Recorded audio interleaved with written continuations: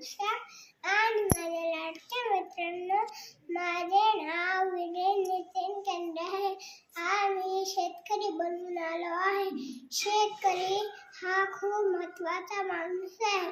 तो शेतात रोज मेहनत करतो, शेतात जातो, नांगरतो, बिया पेरतो. त्या पेरलेल्या बियापासून गहू, डाळी, भाजीपाला, फळे पिकवतो. शेतकरी ऊन, वारा, थंडी, पाऊस याचा विचार न करता आपल्या शेतात मेहनत करत राहतो. शेतकऱ्यांमुळे आपल्याला अन्न मिळते, म्हणून शेतकरी आपला अन्नदाता आहे. मी शेतकऱ्यासाठी चावल म्हणून इच्छितो.